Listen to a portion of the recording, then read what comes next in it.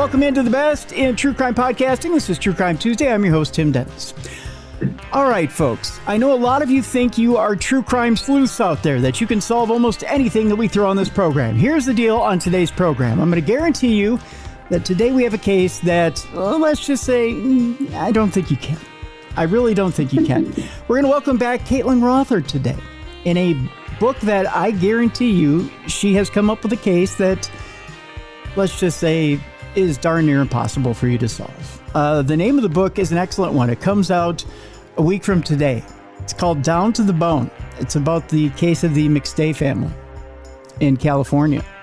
And I had the privilege of being able to get a sneak peek of this book, and it is an excellent one, folks. It is, my gosh, she has put so much research into this book, so much time into this book, and I got to tell you, I was blown away by this book. Let's bring her in now. Let's talk about it. Of course, Caitlin Rother is the New York Times bestselling author of 16 books, including Down to the Bone, Hooked, Body Parts, Death on Ocean Boulevard, Naked Addiction, Dead Reckoning, Hunting Charles Manson, Lost Girls, and Secrets, Lies, and Shoelaces, and more. Let's bring her in right now. Caitlin, thank you so much for being back with us here on True Crime Tuesday. And I tip my cap. Kudos to you. Down to the Bone is amazing. Wow, thank you so much. It's so nice to hear. Really, seriously. And you want to talk about, oh my God. Okay, so normally in most cases, and we'll get down to the different players here in just a moment and talk about a case of, first of all, after reading this book, I've got to tell you, and after getting into this case, I've got to tell you, I don't know, and being a small business owner and operator myself, and of course you are yourself, who can you trust now to let into your own business and work for you? Yeah, exactly. I don't think I can trust anybody. Joseph McStay, let person after person into his world, and I don't think there was one person he could let into his world who didn't in one way or another have bad intentions. It seems like there was nobody in his circumference or sphere of influence that had good intentions. It seems like everybody had these shades of gray, or there was an evil intent somewhere in here, wasn't there, Caitlin? Well, I don't know about evil, because, some of the people that we're talking about are his family members, and I don't know that they had bad intentions per se. But yeah, there are some people in his orbit that, let's just say, I'm not sure why he trusted them and why he decided to trust them when there were red flags.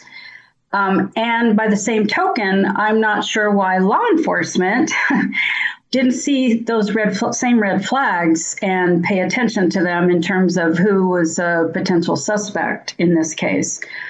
The thing about this book that was tricky is that it seemed like a lot of people in Joseph's orbit were not, like I said, I don't want to say they had bad intentions, but yeah, there were shades of gray everywhere. And there were people who had their own agendas to make money or to do whatever they did before or after he disappeared with his business. Eventually was sold without family having any authorization or participation or financial benefit. And so all that hard work for years that he went through, and he ended up declaring bankruptcy at one point because he was trying so hard to get this thing off the ground. He finally got it off the ground. It was doing well, doing better. He was trying to expand. And yet, the people in his orbit were, even before he disappeared, starting to take from him and trying to take money from him and take advantage of him. And it just seemed to me that so many people that he knew, he just trusted everyone. He was, likened to Jesus by somebody, I guess, on the train in Italy. He was like benevolent, and he looked like Jesus with the frizzy kind of surfer hair, longish hair, and the beard. And he just seemed like such a benevolent, nice person. Like, well, who would do this to him and his family? And that really, I think, is what made this case so tragic. Yeah. Yeah. So basically, let's just say what happened to his family. His family disappeared on February of, I'm like thinking of all these different cases in my head that I'm trying to. Oh, sure. And we were just talking recently about another case and I'm getting my dates mixed up. So anyway, he disappeared. Nobody saw him or his family again after a certain day, wasn't reported for another 11 days in 2010, yes. February of 2010. Yeah. And so the sheriff's department initially said, oh, this seems like foul play, could be murder. They had a search warrant that said that. And then a judge, I guess, said, no, I'm not seeing any probable cause. Don't come back with another search warrant until you can find something that really shows these people were murdered. And because there was no blood in the house, there was nothing that they could really point to that said murder. It was investigated as a missing persons case. And the detective decided on his own, through other clues that he found, which really were not very well supported, as it turns out they were not even true, that this family went voluntarily to Mexico. So he dropped the case. And then 8 months after he dropped the case, their skeletal remains were found in 2 shallow graves in the desert where they had been all along.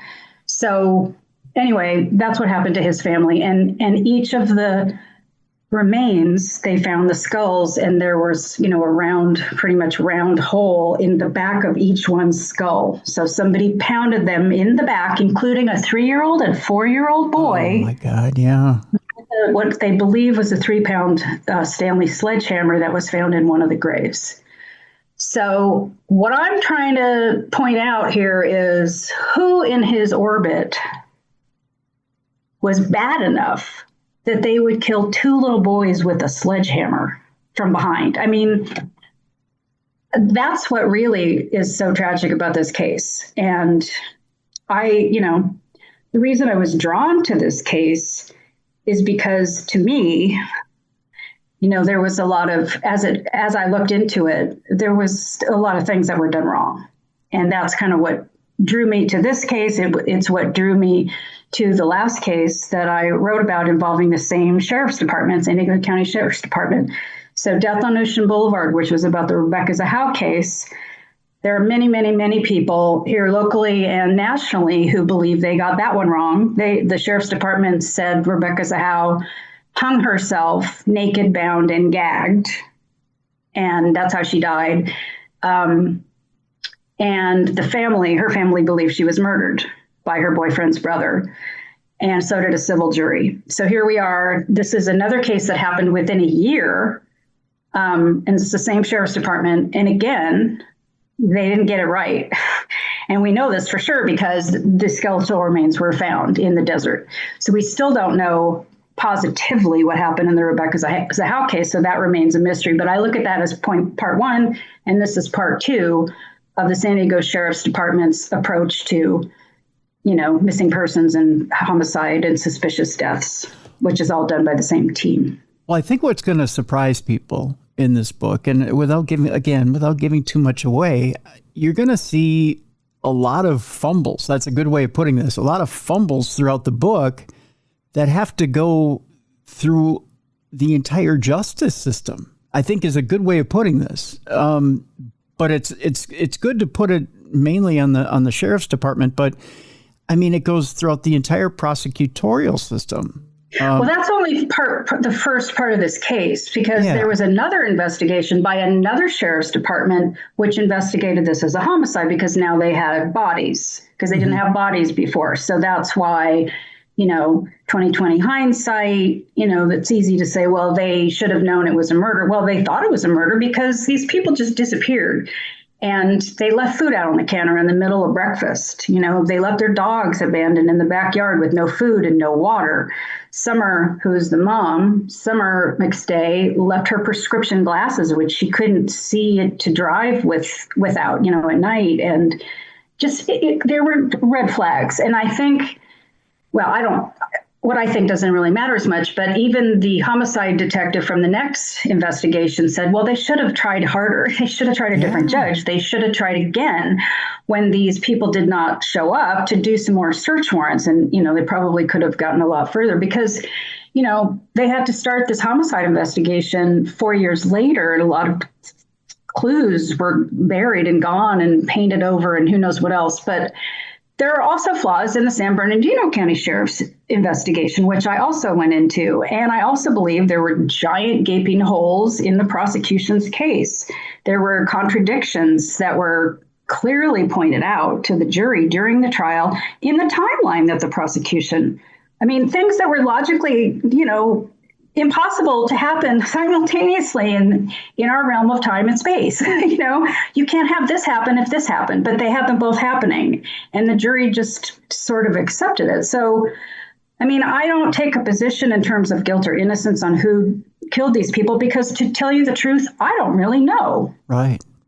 Well, and it's such a convoluted case. I think it's impossible to know who did. I as I sit and read, I can't tell you. I honestly couldn't. And generally when I read a book, I even if there's a convoluted outcome, I pretty much can go, you know what? I think I know. And I couldn't tell you. Did you go back and forth? What's that? Did you go back and forth? I did. Yeah. I've heard other people who've read it said I went back and forth.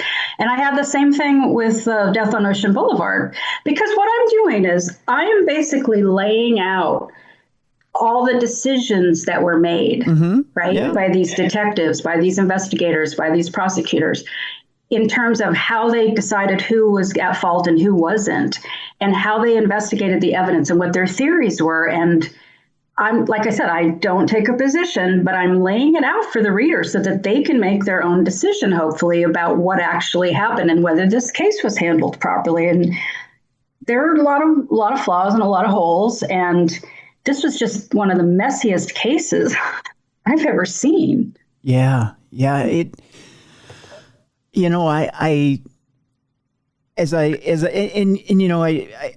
can talk a little bit about some of the bit players here and who may have taken out the McStay family here in just a bit, maybe on the other side of the break here. But it's one of those cases where you say,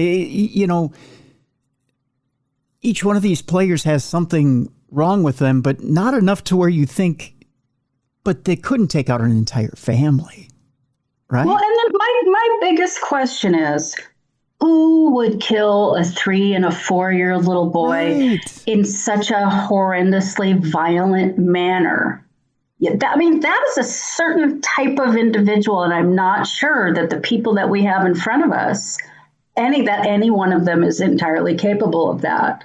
The person who is on death row today, Charles Chase Merritt, he had a family of his own. He had his own little boy. He had 3 kids, right?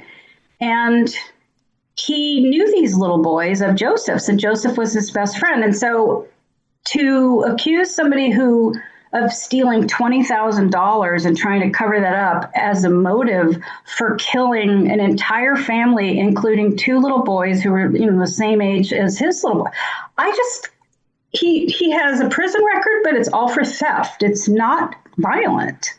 So again, I am not taking a position that he did or didn't do it, but that was my main question. Who is a career thief who suddenly kills 4 people, including 2 little boys? And it's the 2 little boys that get me, because a child killer is a whole, criminals in prison have their own hierarchy, right? From what I understand. And they're the sexual predators who are the lowest of the low. They're the child killers who are the lowest of the low. Like the thieves, they don't think that they're bad people, right? Yeah. But they want to kill the sexual predators and the child killers because they think they're terrible people. They're different even in the eyes of criminals. Right. Well, so it's just hard to fathom. Especially when his entire family said he wasn't violent and never saw him do anything. He didn't hurt his own little kids. He didn't punish them or hit them so he didn't kill little animals. So yeah, I was just going to say, you even quote Chase's daughter as saying the most he would do when it came time for punishment would be stand in the corner and think about what you did for an hour. Right. And he is a con man. He's a charming con man. Sure. And he tells a great story. And I've talked to him. I interviewed him for the book numerous times. But, and I kind of thought to myself, could this person kill a whole family? I don't know. I just don't know. But again, like I said, I don't take a position because I just don't think that that's a good idea. And I honestly haven't formed one. So I try not to. So I can be objective because that to me, as a trained investigative reporter for my whole career, and then I turned to books, I have continued to maintain that, and I have been asked, well, what do you think? Who did it? Why do you think that? What do you think of the players? And what is your opinion? And I don't give it. And I feel that that's really important to maintain my integrity and my credibility as a storyteller, to just lay it out and let the reader decide on his own. And other authors don't do that. And I don't judge them for that, but that is my approach, and that is how I handle these books. Let me reframe the question then for you, Caitlin. In the many times that you interviewed Chase, did it ever seem to you that there was the type of psychopathy there with him where he could be that detached that maybe he could take himself out of a scenario where he could kill a child? I think you're still asking me the same question. You think so? I'm not going to answer that because I feel like that really goes to my personal opinion of whether I think he could kill somebody, and I just don't. Okay.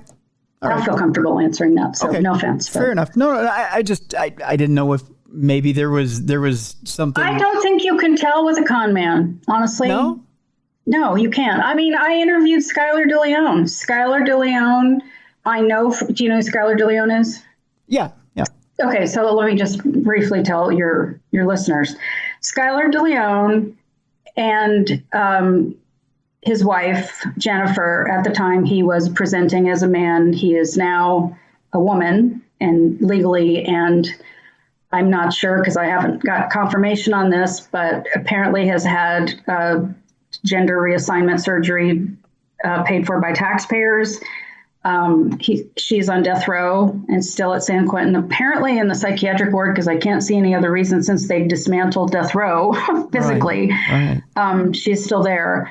But she killed a man with her bare hands, slit his throat and threw a couple off their yacht, tied them to an anchor and killed them. So she's killed 3 people, and I've interviewed her a number of times, and you can't tell that she could be a killer either. Okay. So that's my way of answering that question. When you have somebody who is a con person, a con man or con woman, they are so good at presenting as something else because they try to just tell you what you want to hear. And I could see her doing that as I was talking to her.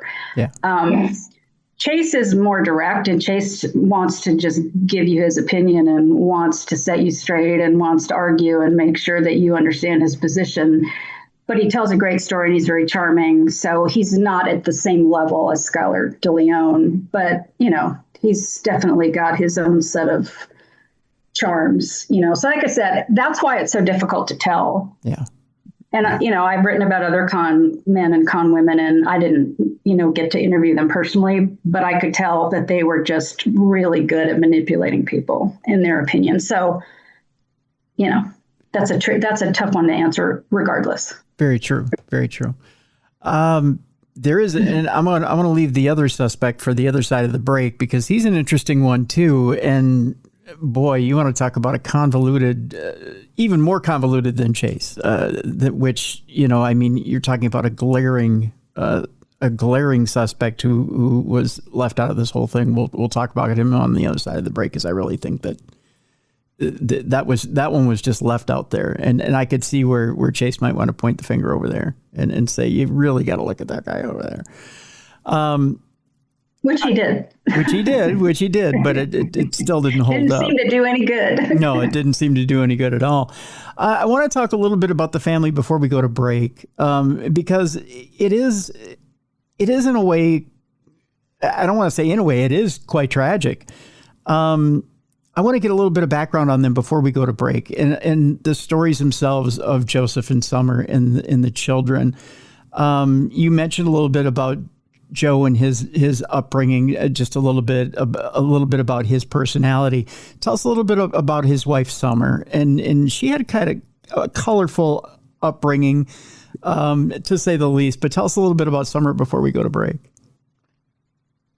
Well, I wish I had been able to meet these people. So all I could do and I should have said this before, but I want to preface that 4 months before I had to turn this book in, I got a treasure trove of discovery information. So that's witness interviews, investigative reports, all kinds of background information that none of which was really made public or released to the public. Most of it was kept out of the trial. It all kind of went into the investigation that eventually made it to trial. But that was how I was able to paint the picture of how these investigators made their decisions and who they decided was a suspect. And basically going through the course of some of these witness interviews, which you could see even during those interviews, how information somehow got to be changed from what that person said to what the investigators wanted to have been said, that fit their theory or fit their premise. And by the time it got to trial, it had evolved and changed to fit what the prosecution wanted to paint. So that to me was fascinating, and maybe that happens all the time. I don't know, but I had direct insight into that, and I wanted to share that with the readers.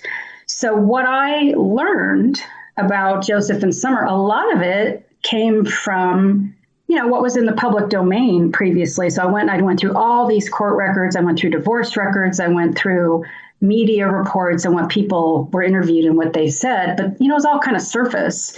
There was also a book that came out early on, which was later retracted and withdrawn because it basically blamed Summer for murdering her entire family.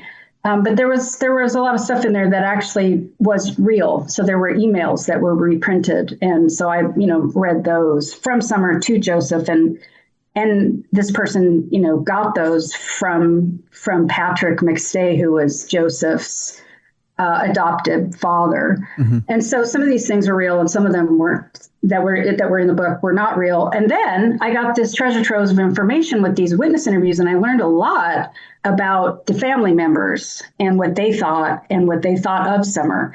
And so some of this may not even be true, but I was trying to just show what was going on in everybody's minds and what the family members were sharing with detectives in order for the detectives to form their theories and premises and what happened to these people. So the picture of Summer was not very positive based on what I gleaned from people. And I wish that I had been able to interview some of her friends, but they did not want to be interviewed. So I could only use the basis of what I had. And that was, she wanted her 4-person family to be very insulated, and that's what she ended up doing. So there are pictures of her and one of the kids, or Joseph and one of the kids, and nobody else, which means that she and Joseph were the only ones taking pictures of each other because nobody else was allowed into their little space. She wouldn't let Joseph's mother really come into the picture very often. She pushed her away. She pushed her own mother away. She got in arguments with her brother and sister that kept them from seeing each other or speaking for months or years at a time. So, she loved Joseph, but she had some issues, and so she wanted to just keep her family close. And Joseph's friends, were no longer allowed into the picture either. So it just became like this isolated little family. And so she was also, according to other family members, Joseph's family members, really paranoid and overprotective, which I think code was, kind of crazy. She should have been on medication, Joseph's mother said. So, I think she was, she had some issues, but I know she loved her kids and she loved Joseph, and she was just trying to protect them. She was basically, she waited until both of her kids were, born before she and Joseph got married. And she didn't like Chase Merritt at all. She made that really clear to Joseph. She even talked to their mutual friend about her feelings about Chase. So she was basically, like I said, just pushing everybody away. She apparently she was funny, she was witty, she liked to read. she was trying to get back into real estate. She had been in real estate before the boys were born, and she was just getting back into that with some friends. One of them was a bridesmaid, and she was planning to use their house in Fallbrook, where they had just recently moved in and were renovating, as kind of a home office for, operating out in that area as a real estate agent. And then Joseph also worked at home. So they were both working in the house while the remodeling was going on. He had his own online manufacturing waterfall business. And so he was doing that from home, and it was all online. So they had to kind of coexist and co-parent. In the middle of this scandalous CPS investigation, which Summer launched with a complaint. And I have to be very, very careful to stay very vague on those details, even though I have more details. I couldn't put them in the book because we have to protect minors and people's privacy. So, but there were accusations going on that further divided the family and further isolated Joseph and Summer from the rest of the family. Interesting. Okay. Would it be safe to say that Summer not only complicated family life, but potentially Joseph's work life as well? It seemed like it was going in that direction right before they disappeared, because she basically was getting into a fight with Chase while they were trying to eat pizza, in the house. And she said, I think you should leave, because she didn't like the way he was eating pizza in front of her kids, because she was trying to teach the kids manners with a knife and fork. And I guess Chase was just, I don't know. So, yeah, that was the feeling that he gave me, when he retold the story. Yeah. So, and I compared that to other tellings, and it seemed to match. So, yeah. Just so she was one who would overstep the bounds just because she felt a certain way in one day. Well, I think she also didn't like the way that Chase and Joseph kind of had this running tab of, I owe you money and now you owe me money, and they'd kind of go back and forth. And it was all on paper, and, they have to keep settling up periodically. And that became a big issue during the trial in terms of whether Chase had really stolen any money or not from him, and whether it was just the way they operated together. So, but when I read that's not the first time I've heard of contractors doing that. Especially contractors that work closely with each other. So to me, that wasn't a shock. Yeah, I even do that with my partner. We'll go to Costco and he'll spend a bunch of money on his credit card, and then I'll go to another store and I'll buy a bunch of stuff for him, and then we kind of have to settle up on who paid what. It's like, I don't know. Yeah, it didn't seem like a shock to me, but I guess she didn't like that. That was one of the things she didn't like. Yeah, and to someone, maybe to someone who thinks that money coming in is money taken away from the family, I could see where, and someone who's insular like that, I could see where she would think, well, hey, wait a minute, that's our money going out the door. I could see her being defensive. Right. And also by the same token, Joseph didn't like the fact that she was spending a bunch of money at, Walmart to buy kids' toys. And they got in a fight with the neighbor before they moved, because she bought a whole bunch of stuff and put it in the driveway, and it just kept, the pile was growing and growing and growing until it upset the neighbor. So, money was an issue. Right. Between them. Right. I tell you what, we're going to take our break here. When we come back, I want to talk about the other potential suspect who never got drug into this, Caitlin, who potentially could have been the killer. But like I said, never got brought up.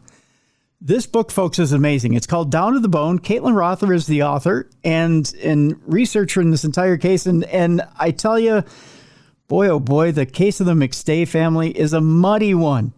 Literally a muddy one, because this took place. I know it's a bad pun, Caitlin, but it took place in the desert, out in the Mojave Desert. And when we come back, we'll talk about Hacker Dan and why this particular character has his hands all over this, yet got away scot-free. Or did he? We'll talk about that with Caitlin when we come back. Down to the Bone, a missing family's murder in the elusive quest for justice is the name of the book. It's available for pre-order right now. It comes out on June 24th. So get your pre-orders in right now. We have a link in the description of this program. When we come back, Hacker Dan. How innocent or guilty is he? We'll talk about his situation when we come back with Caitlin Rother right after this on True Crime Tuesday. Welcome back to the best in true crime podcasting. This is True Crime Tuesday. I'm your host, Tim Dennis. My guest is author Caitlin Rother. The book is fantastic, folks. It's called Down to the Bone, A Missing Family's Murder and the Elusive Quest for Justice. It's available right now for pre-order. It comes out on June 24th. I'm telling you, pre-order it. Don't wait for this thing to come out. Get it right now. We have a link in the description of this program. I highly encourage you to get this book. If you take more than one reading to get through this thing, I don't know what you're doing, because I'm telling you, you're going to be riveted from beginning to end. This book is amazing. It is amazing. Caitlin has outdone herself with this book. Thank you so much. I'm telling you, fascinating book, Caitlin. Fascinating book. Let's talk about the one person who is questionable. I'm trying to phrase this carefully, Caitlin. Is questionable in this entire case. A person who's involved in the business of the McStay family and EIB. Is that's the name of the business, right? EIP, yeah. EIP, I'm sorry, EIP. Earth Inspired Products. I think it was actually called Earth Inspired Products and later got abbreviated, maybe only because of the domain name or something, but yeah. And speaking of domain names, Webmaster, right? Yeah. Yep. Goes by the nickname Hacker Dan. Yeah. I don't know that that's a great thing for a webmaster to be called, but... And was proud of it, apparently. Yeah, very proud of it. He cultivated the image by wearing that hoodie, referred to himself in the third person as Danimal. Yeah, Danimal. Love clubs. He was a big fan of the club scene. Yep. Might have. Is it safe to say might have loved that club scene a little much, right? Let's just say there were some things that I learned that I did not put in the book, so I can't talk about them either. Okay, good. Well, we're whatever you got from what I put in the book is fine. Sure. So I'll just let you talk. Sure. Okay. There was he might have dabbled a little in the drug scene. I'll throw that out there and put it on me. And so there's that as well. I did hear that. Yes. Yes. And Hacker Dan spent time in Hawaii. He spent time on the West Coast as well. He lived in San Diego. In San Diego. Yeah, and he also lived in Orange County. Okay. He had an arrangement with Joseph to get the company's presence out on the web to build the profile so that they could get this business. That was very early on. Yes. Yeah. In the very early years, Joseph had kind of a hinky little website, I think, that he either designed on his own or someone helped him with. I don't remember. I think he probably did it on his own. And it wasn't very good. And it was very, basic. So, yeah, Dan was kind of a whiz, a young kid who he met in Orange County. I think maybe even through the surf scene, because Joseph was a surfer.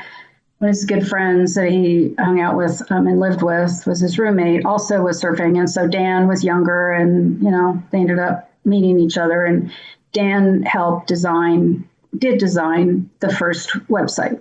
And over time, this became of great debate. And what I was told by the detectives in San Bernardino and the prosecutor, that because this business of Joseph's was so kind of loosey-goosey, the way that he did his bookkeeping, and there was nothing really in writing, that they couldn't ever say what was true and what wasn't, which allowed Dan Kavanaugh to pretty much claim whatever he wanted, and there was no way to disprove it. But furthermore, to even if they believed that he had done things that were wrong, in taking money from the business. And when he eventually sold the business without any authorization to two people who operated a weed store, one of whom was prosecuted for operating a national mail weed across the country in boxes operation. And he was arrested with cash and drugs and guns in his little place in La Jolla, and PB, rather, Pacific Beach.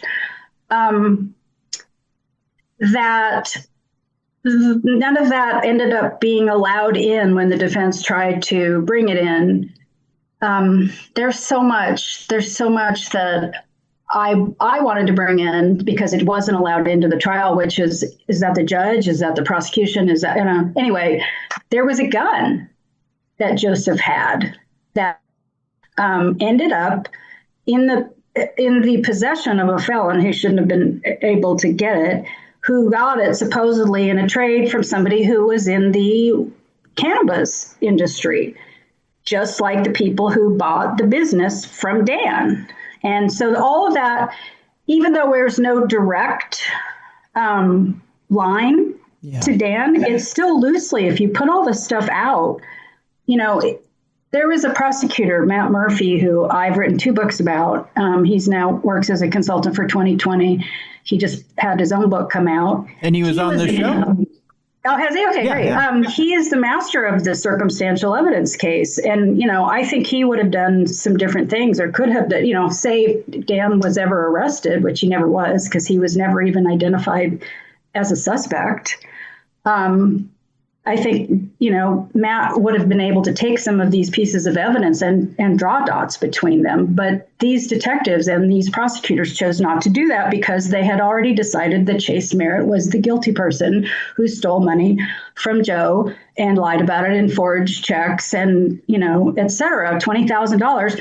When in court later, the defense brought an expert out who showed that Dan brought in like $206,000 through the business that he basically took over and spent much of that on himself, as you say, in the nightclubs. Yeah, Dan. So, it's just, they said, well, there's no direct line to him, killing these people. But by the same token, they accused Chase Merritt of stealing money, and it was a lot less. 10% of what Dan ended up taking from this business. And he had threatened Joseph before in writing, that they had in texts. Mm-hmm. So it just seemed, very unbalanced in terms of who, they just decided, according to the defense, this was their entire case. It was confirmation bias. They decided Chase Merritt was guilty, and they just went after him, and they ignored all this other stuff. They ignored the gun. They ignored the fact that these people who were in the, weed selling business and were in a federal, one of them was, not both of them, but one of them was indicted and, convicted of, well, he made a deal, so I guess he wasn't convicted. I don't know what the legal terminology is of that, but anyway, he was in trouble and he ended up getting sentenced. But he had a great lawyer, so he didn't have to actually really serve any time, because this is what happens when you have money. But the bottom line is that the defense said these people bought this business because they wanted boxes to put their pot in and ship it across the country. Why not buy a waterfall online manufacturing business where they're mailing waterfalls in boxes? So that, that's what the defense wanted to argue, and they were not allowed to bring any of that out in the trial. So I made sure to make chapters of some of this stuff so that what was not even allowed into the trial that the jurors never even got to hear. Yeah. So I don't know. Do I think Dan Kavanaugh killed them? He says he didn't. Chase Merritt says he didn't either. Like I said, I don't take a position on who did what. But again, he's just a kid. Is he going to kill 2 little boys with a sledgehammer? He bragged about killing them to other people, which is bizarre. Now, why? And I don't want to ask you that question because I don't want to get you in trouble. It's so hard. It's so hard because, people have their rights, and I can't accuse anybody who wasn't accused because it's not legal to do that. And I don't even have an opinion about it. So I'm just trying to say, here's what the evidence was. Here's what I know. I can wonder aloud, and I'm going to wonder aloud to myself, and you can just nod along as I wonder aloud, okay. Caitlin. That's fair. Someone like Dan Kavanaugh, who's partying in clubs and flashing a lot of money that he's embezzled, because let's face it, that's what he's done. He's embezzled it. It's come through a PayPal account. He's taken it. And that's, if he's guilty of anything, that's what he's guilty of. He's guilty of embezzling. And again, that's just my opinion. It's not the opinion of the author. I'm putting that out there right now. It's my opinion. I think I may have said this already, but the prosecution and the investigators basically said, even if they believed that to be true, there is no victim. They could never take it to court. That's Joseph right. is the victim, allegedly, of this theft or embezzlement or whatever you want to call it. They can't take that to court. Therefore, they can't arrest him for it. That's right. That's right. I wanted to make sure that was clear. Right. And that's clear. There's no victim because, right. Correct. With that being said, he's flashing around a lot of money. He's playing a big baller. We'll throw that out there. So to compound lie upon lie, if he says, oh yeah, I took out the family and put him in the desert, it's part of that Big Willie type talk, right? And gangster type talk. Yeah, I put a family. You don't mess with me. I put a family in the desert, right? But he never said that to the police. He said, no. Oh, I'm going to help you. You really wish you would have told me that you were, what you were investigating sooner, because I could have helped you with that. And, he literally was saying, look, I have these emails that I can share with you. Well, how did you get those emails? How did you get Summers' emails? Did anyone ever ask him that? No, they were just like, okay, yeah, great. Give us the emails. And I was just like, wait a second. Isn't this a little weird? Aren't you going to ask how he hacked into her account to get her emails? Don't you care about that? Yeah. Well, they didn't ask about the illegality of how he got a hold of certain things, but then again, they can't. Isn't there that double standard? They can't. No, at that point they could have asked. It could have made a difference, but they were like, well, the McStays say that he's helping them keep the business going for Joseph for when he comes back. That was the story. And since the family is not accusing Dan of anything, Dan has convinced the family that he can take care of it, he's going to run the business. But then he ends up taking the business and selling it without their authorization. But by that point, they kind of threw up their hands, it seems like, and just walked away because they were just too busy trying to find their family members. That's what they said at trial. Why is it that Patrick McStay, Joseph's father, on the other hand, was really accusing Dan Kavanaugh behind the scenes to the detective and was trying to get the detective to investigate him. Yeah, well, why is it initially he's going after Dan, but then he turns and he does a 180 and he goes after Chase? Why is it because he's been arrested and by that point? I can't answer that because I interviewed him once and then he didn't want to be interviewed again because he said he was updating his own book and he was doing some TV shows and he had a contract with them that he had to be exclusive. He was being paid to be on these TV shows. Eventually, there was a series that came out. I guess they must have given him money and made him sign an exclusivity contract so he couldn't talk to me. And there you go. Interesting. So I couldn't ask him that. Okay. But yeah, I mean, he really did try to help, and made the case against Dan Kavanaugh that he should be looked at as a suspect. Sure. And it just felt like the detective was just so annoyed with Patrick McStay, like bugging him all the time, that he became a problem. And they just didn't want to listen to what he was saying, even though he was raising really legitimate points. Yeah. So I give credit for that. Yeah. Even though he was clearly being a pain in the butt, Yeah, yeah. To the point where the detective called in his sergeant, as a buffer and refused to deal with him anymore. Right. The one person that's in the lurch or left in the lurch here that I did want to address briefly is the mother, Susan, who comes in to try to do something with the company, but really doesn't have much of a clue either way. Doesn't know that Dan is controlling funds or siphoning funds that are coming in. Has no idea that Chase is supposed to be doing work and really isn't performing functions for the company. Doesn't really know that what one hand is doing or that the other hand is doing anything.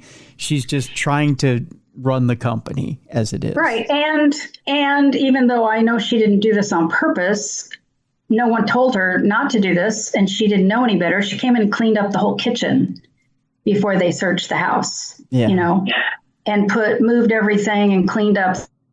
I was just like, oh, which is basically what the detective said when they walked in and saw what had happened. They went, oh. But what was also interesting was the fact that she kept cleaning the house, and she later told the detective she knew that Joseph kept tens of thousands of dollars out of the bank or out of the tax realm, income that he was not declaring, and didn't tell the detective for months about that. But hey, was that another motive why someone might have come in and tried to rob them, that they might have known that he had money in the house? I don't know. And they never found that money. Right. The detectives could never really found that money. He tried, but then he gave up and they never found it. I don't know if the mom or brother found it in the house, but to public knowledge, we don't know where that money went. Right. Tell you what, Caitlin, I want to leave the rest of this for people to read because there's so much more to this. Who killed these people? That's what I want to know. If anybody knows, I hope somebody will. The defense also brought up that there was a Mexican cartel that was known for killing people with sledgehammers. Yeah. So. Yeah. So there are people who I had people emailing me while I was writing this book, were convinced this was a cartel job. And why though? Why would they go after this family? That's the other reason. I mean, I don't know. These questions that remain unanswered. Well, it feels like a hired hit. It really does. I mean, but then you have to ask yourself, okay, what's the motive? Who hired, right? And who had the most to gain? And why? Right. And what did they gain? Right. By killing these people. Right. Chase Merritt gained, if this was true, $20,000. Is that really enough of a motive to kill an entire family? That's my question. No. And really, if you look at what Dan Kavanaugh gained, a little over $200,000, was that enough? That doesn't seem like enough. Right. So who really gained? I don't know. Right. I also, what also bugs me is the fact that the San Bernardino Sheriff's Department kept saying that they were convinced that family was murdered in that house when they never found a single drop of blood. And if anybody who knows anything about head injuries, if you're going to have a giant hole in your head from a sledgehammer, that blood is going to splatter everywhere. Yeah. No amount of cleaning or painting is going to cover that. And they did not find a single drop of blood in the house. And so, the detective, so you're convinced that murder was in the house? Yes. Even though you have absolutely no forensic evidence to support that? Yes. I was just like, okay, right. That's where we are. Yeah, there were a lot of blind eyes turned in this investigation. A lot. That's what my book is about. Yeah. A lot of raised eyebrows, crazy, messy, unanswered questions. Yeah. And you put a lot of hard work, a lot of detail into each and every turn. 12 years. Thank you. Yes. And there's a lot of twists, a lot of turns.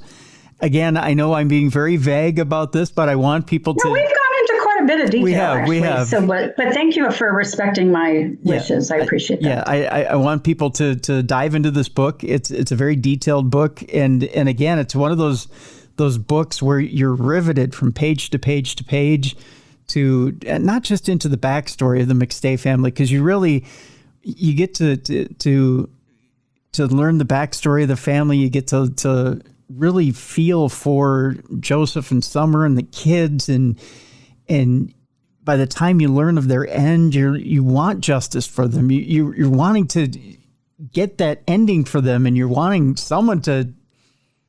Can I go ahead and say it, Caitlin? You want somebody to fry for this thing, but the deal is, first of all, you can't get that in California anymore. That's just the way it is. But that's what the prosecution was playing on, was the emotion of wanting to blame somebody for killing those children. So he just, he'd take the sledgehammer, he'd banging it on the podium, bang, bang, like that's what the killer did when he killed those little boys. And that's how you get the emotion from the jurors to vote for something where there are these unanswered questions. And, they could not answer when, where, or really how this happened. Yeah. Yeah. Yeah. Then he just says, well, I don't have to prove that. I'm just like, well, maybe the jury should have demanded to know if they're going to vote for this, to know more. And I just was I was surprised. Yeah. Yeah. There were a lot of people in Law and Crime, the channel, they live streamed this trial. I tried to go, but it was like some ridiculous amount of time on the freeway. I went to the preliminary hearings. I went to the opening and closing statements and arguments. And it was just, it's too far away from my house and a commute time. It was like 6 hours of driving in one day. It just was physically impossible. So I tried to watch it live stream, but the connection was so bad, it kept cutting out.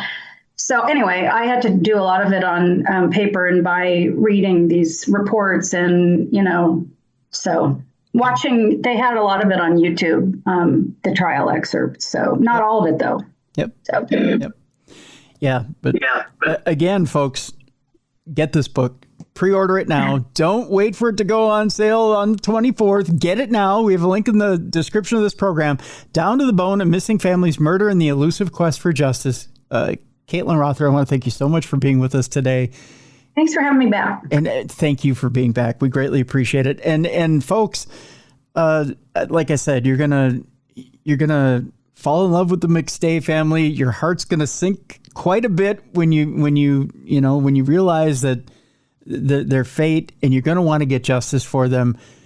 You're gonna want to read between the lines. You're probably gonna say, "I think I know who did this." You may be wrong by the end of the book.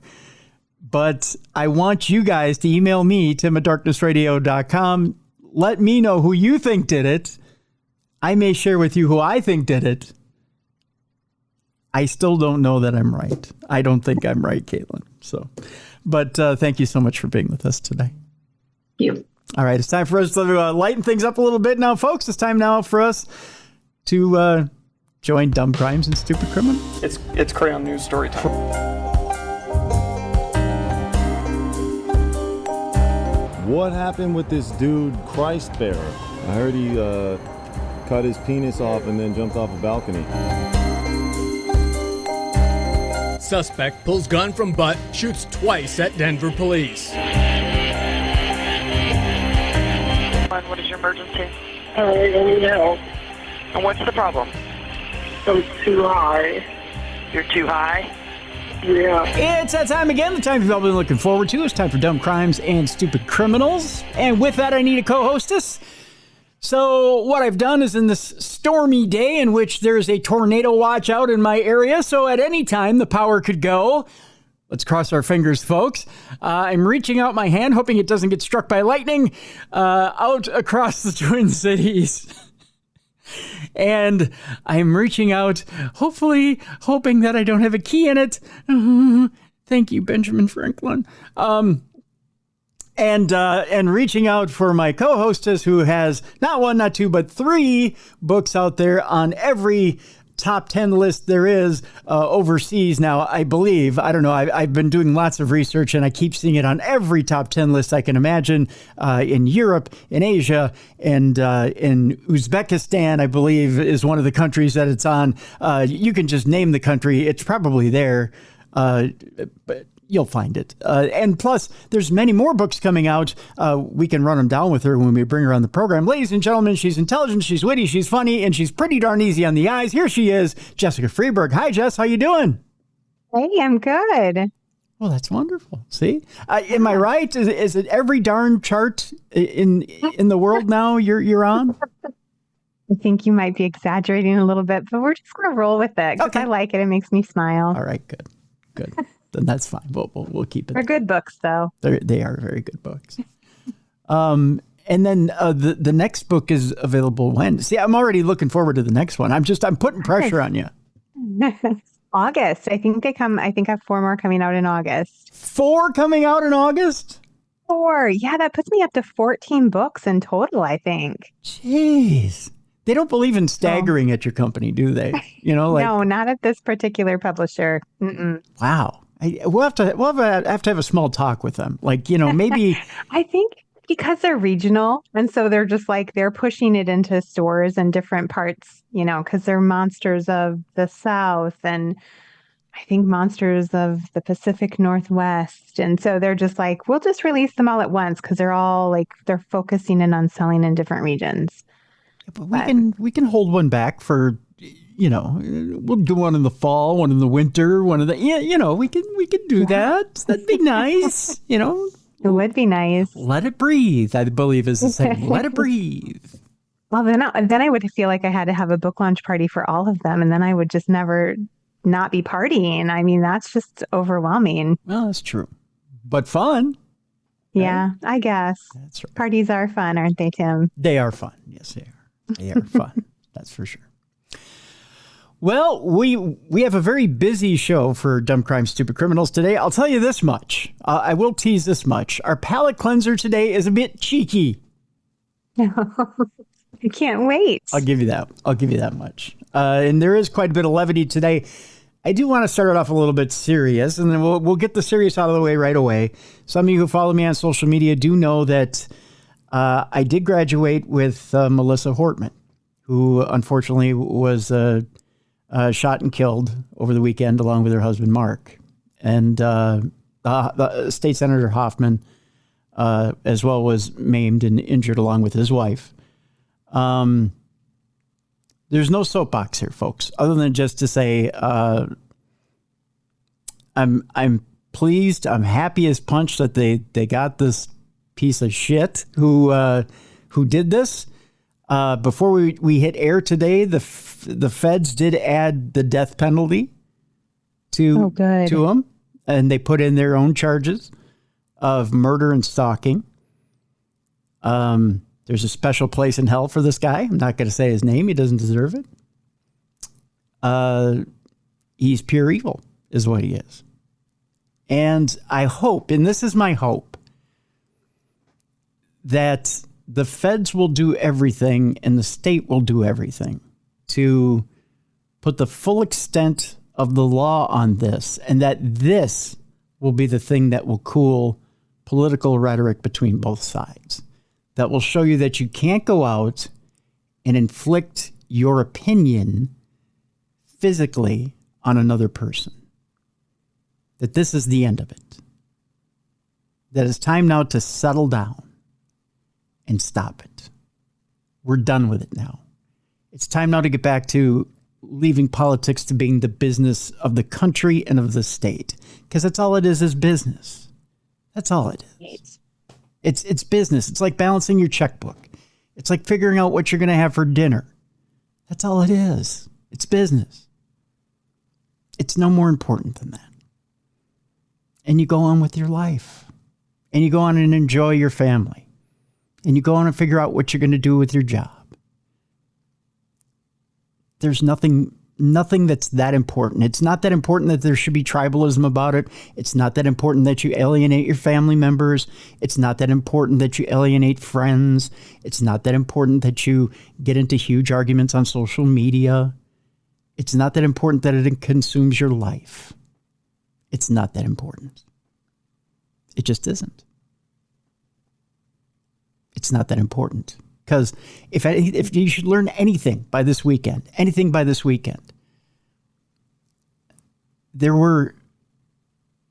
Melissa had friends on both sides of the aisle. Yeah. Great personal friends on the other side of the aisle that were weeping, gnashing, gritting their teeth, talking about what a great person she was. that are mourning, that are sick to their stomach, that she's gone. What more do you need to know?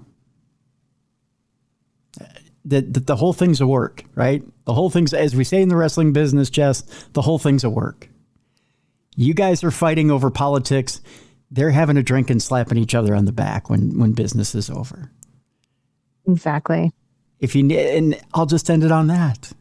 Yeah, 100% true. You guys are fighting over nothing. And you guys are the idiots for fighting. That's all there is to it. And I've been saying that for years. I've been working political radio for years, and I know that. I see politicians all the time. And I've been trying to tell people, don't get whipped up about it. There's nothing to get whipped up about. Because they do their business, they go home. You guys are the ones getting whipped up over nothing. Nothing. I don't get it. I don't get it. And I don't either, Tim. And I don't get why this weekend happened. I really don't. No, it's absolutely senseless. Yeah. And I lost a friend because of this now. And I want to see this guy fry. Not before he gets pounded in the ass about 400 or 500 times by inmates. But I want to see this guy fry. I've never believed in the death penalty until this weekend. But I want to see it. I want to see it. That is understandable. So it really is. It's a big hurt. Yeah. But I'll leave it at that. Now let's have some fun. All right. Because I'm ready to. I've had enough gnashing my teeth, crying, screaming, punching walls. I've had enough of that this weekend. And I'm ready to have some fun. With that, let's talk about people having meltdowns, because it seems like there are more and more people in this country who are having meltdowns. I got stuff from Raul and I got stuff from Matt this weekend to feature on the program. I don't remember if it was Raul or Matt who sent this, but there was a captain on an airplane. We seem to be talking about this a lot. This isn't necessarily a crime, but we're going to lead off with it, Jess. A captain had a meltdown on a plane, basically saying, "This is your captain speaking." This was posted by Flyers Club on Instagram. It was a feature on Inside Edition.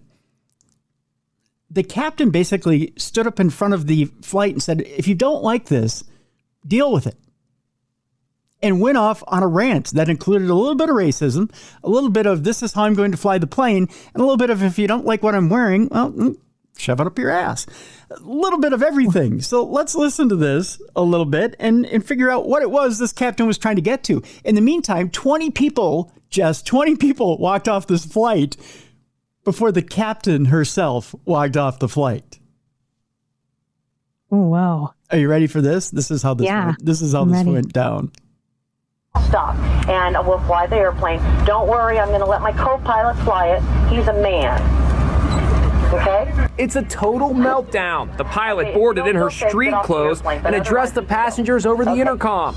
Passenger Pam O'Neill couldn't believe what was happening. She said, "Let's take a vote. How many of you would like to take off now with me dressed as I am, or would you prefer that I take 10 minutes to get changed into my cute little uniform?" Then she started talking about her divorce and political candidates. And the minute she mentioned that, a gentleman stood up and just yelled, "Whoa, enough, you're scaring me." Another passenger, Randy Reese, got up to leave and gave a running commentary on social media.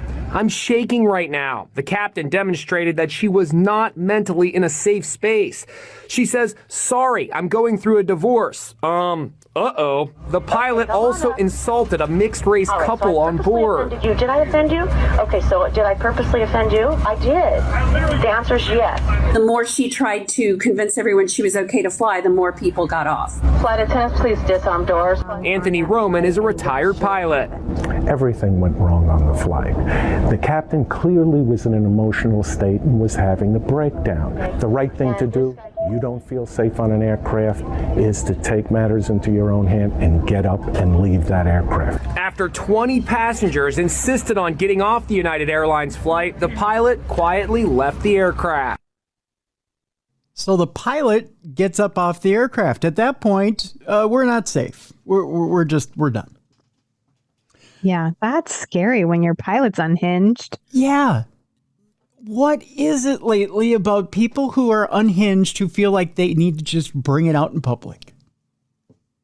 No, do you think that's a social media thing? Like social media has cracked us open where we feel like everything needs to be everyone's business? It's either that or somehow the people who are unhinged just now feel like it's okay to bring it out in public. Yeah, it's crazy. I mean, it started, with Facebook when it first came out and everyone's like at the drive-thru at Starbucks getting my coffee. And it just kind of went downhill from there. Yeah. It's like everything we're doing, we're talking about. Why? It's like, you know what? If they can get their 15 minutes, well, I'm going to get my 15 minutes. And if they're going to be a little outrageous, then I'm going to be even more outrageous. And then it just created this atmosphere where it's like, well, I'm feeling it. I should talk about it, right? Like, well, not always. No. That's what your girlfriends and buddies are for. That's right. Right. And sometimes the voices that are in your head should just stay in your head. Don't bring them out for the general public because none of us care. And you're scary. Right. Yeah, you're scary. And that's why they make 72-hour psych holds. So that you can go to a hospital and get it treated properly. Yeah. Boy. I think I would have got off that flight too. Yeah. I think at some point I would have probably grabbed the bag and said, you know what? I think this flight's probably going down, and I'm not going to be on it. Yeah. We'll take a train. That's right. That's why they make trains. And they make planes. No, not planes. They make automobiles. The other part of that. Right. That threesome. Planes, trains, and automobiles. That's right. And there's no way that I'm going to do that. I take it Father's Day weekend around the house was nice, peaceful. It was good. It was wonderful. I mean, honestly, if I'm being honest, I had a little food poisoning. Oh, no.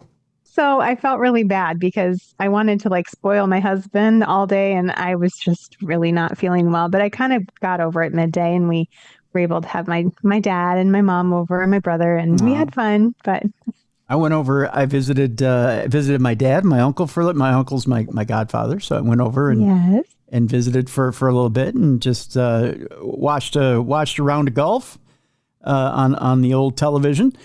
And as we should honor dads, honor dads, uncles, godfathers, whoever it is, the males in your life who've helped us along. One Miami man, however, Jess, honored dad in a different way. Uh-oh. You've heard the saying, I brought you into this life, I'll take you out. Yes. Well, according to the Sun, you gave me life. I guess I'll make sure I take you out.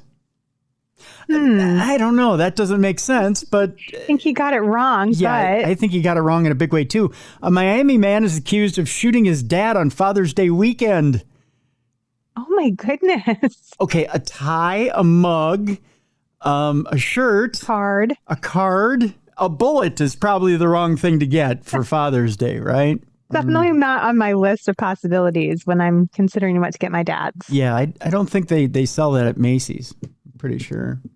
Miami police officers reported arresting Adrian Garcia early Sunday morning at Northwest 4th Street and 48th Court in the city's, I believe it is Flagami neighborhood. Not familiar with that part of Miami. Sorry. Police said Garcia shot his father on Saturday night. According to neighbors, at least 2 gunshots were heard at the home where Garcia lives with his parents. Oh, so they give him a roof and food, and he repaid them with a bullet. Nice kid. That's not gratitude. No, it's not. I think an eviction notice is coming his way, I'm sure, for his special day. Yes. Local 10's Terrell Forney was told responding officers were initially met with people who were telling them conflicting information, but detectives were able to sort out what they believe actually happened, leading to Garcia's arrest. Miami-Dade correctional deputies booked Garcia on Father's Day morning at the Turner Guilford Night Correctional Center. He faces a felony charge of attempted murder with a deadly weapon. A neighbor said the victim's wife has remained at his side at Jackson Memorial Hospital's Ryder Trauma Center following the shooting. A motive for the shooting remains unclear. Detectives have asked anyone with information about this case and other cases to call Miami-Dade County Crime Stoppers at 305-471-8477. So evidently, it's a little muddy as to what happened. They still don't know what completely happened. But somehow, Dad ended up with a bullet. Yikes. Happy Father's Day. Yeah, happy Father's Day, Dad. You're going to be in some pain and in a medical facility for it. Yikes. Not cool. Another thing that doesn't quite add up is it happened in New Hampshire this past weekend, Jess. As we know, it's quite warm outside. I mean, right now the temperature's dropping here because evidently there's a rainstorm going through, but it was warm today. It was 77 degrees. There's green grass out on the lawn, right? Right. Especially in New Hampshire, green grass, trees. One of these things doesn't fit. Okay, I'm going to give you a picture here. Okay, green grass, trees, open lakes, snowmobile. Which one doesn't fit? Definitely the snowmobile could be an issue. Right. Well, one man is dead after crashing his snowmobile. That's right, his snowmobile into a tree in New Hampshire, according to the Fish and Game Department there. It's June. How was it going? Well, doesn't it require snow to glide over? It requires something. I mean, that tread only goes so far. I mean, it can run on grass, but only so far, right? Right. Yeah. Speed, alcohol, and operating in a public way appear to be the lead contributing factors in that crash. So there's alcohol involved, and I suppose, hey, you know what? I haven't fired up the old snowmobile in a couple of months. As you probably shouldn't. There is a picture here of the snowmobile before it was fired up in Mason, New Hampshire. I didn't know that was a sport in New Hampshire, firing up the old snowmobile midsummer. I don't think it's universal activity. I think it was, centralized to this one. You think so? Individual. One individual. Snowmobile races in New Hampshire in summer isn't a thing? I don't think so. I could be wrong. I don't know. Could be. A man is dead after crashing his snowmobile into a tree early Sunday morning in Mason, New Hampshire, according to authorities. New Hampshire Fish and Game said around 2:15 a.m. That's right, it happened in the middle of the night. Conservation officers were notified to a possible deadly snowmobile crash on Old County Road. Can you imagine fielding that call? Yeah, there's a guy. No, you would be like, excuse me? Yeah, a what? Crashed into a tree? The operator, who should have known better, 37-year-old DJ Ducharme of Mason, was operating his snowmobile when it went off the road at a high rate of speed and hit a tree, according to Fish and Game authorities. Ducharme was pronounced dead at the scene, authorities said. Guess what, Jess? He wasn't wearing his helmet. Well, I'm shocked. I thought safety would have been a priority. Especially when you're drunk, right? When you've had one or too many pops, you just figure, well, I should grab the helmet before I get on the snowmobile and go at a high rate of speed at that tree. Oh, so sad. If we learned one thing from Sonny Bono, Jess, it should be that we should grab a helmet before we aim for that tree. Speed, alcohol, and operating on a public way appear to be the lead contributing factors in the crash, according to authorities, but it remains under investigation. I'm surprised they're still investigating this. That's my surprise. Evidently, there's not a lot to do in New Hampshire. But I digress. Yeah. I can't believe they're still investigating it. Yeah, it seems pretty open and shut. It does, doesn't it? You would think that this would be an open and shut case. Poor decisions, bad outcome. Right. Closed. It opened with, let's get on the snowmobile in the middle of summer. You add alcohol, no helmet. I think we're done here. Yeah. Right. Let's close this baby up. We're good to go. But no. I mean, it's a tragedy. It's sad. Yeah, but we think we can close this one up, kids. We're yeah. If there's anything such as an obvious investigation, this one's it right here. But no. Let's keep looking. Maybe he hit a rock. That could have been it. God. All right. Well, Jess, this coming weekend, I have a baby shower to attend. Fun. Yeah. My nephew and niece, they're not brother and sister, but my nephew and his wife, I have to clarify here. My nephew and his wife, they're expecting. There's a co-ed baby shower. I'm going to the co-ed baby shower. I don't know what to expect. I haven't been to a lot of baby showers in my life. I do know this much. I'm hoping, unlike this next story, that it doesn't turn violent. Have you been to a lot of violent baby showers, Jess? No, not a single one. I haven't either. But according to this story, baby shower turns violent when suspect mows down another woman after an argument. Like with a car? We're going to get there. I want to let this one unfold a little naturally. I'm thinking, okay, what things happen at a baby shower that could turn violent? This for 500, Alex. What, I mean, is it the string game? Is that where you measure the mother's belly circumference? Could that turn violent? Is it a numbers game? I can't think of any reason why you'd want to mow someone down at a baby shower. What on earth? Is it you got the expensive stroller I was going to get and now you need to go? Is it that deal? Could it be like a mom and a stepmom who have to be at the same baby shower and they hate each other? I could see that. Yeah, that could be. Well, let's find out. A woman is accused of running over people after an argument at a baby shower. We're going to Maryland.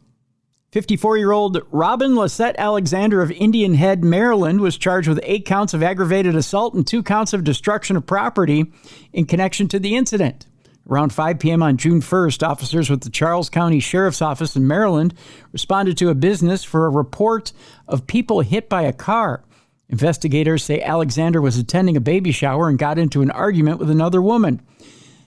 That disagreement spilled out to the parking lot, where Alexander got in her car and drove at the woman and 2 others, according to authorities. Alexander hit the woman and 1 other person. She then drove into a parked car. That's a bad ending, I'll tell you that much. Wow. A juvenile was in the parked car and was not injured, so there was someone in that parked car. Come on, lady. Right. Alexander then circled the lot and rammed the car of the woman she was arguing with. So we got him. Wow, she's just lost her mind. Yep.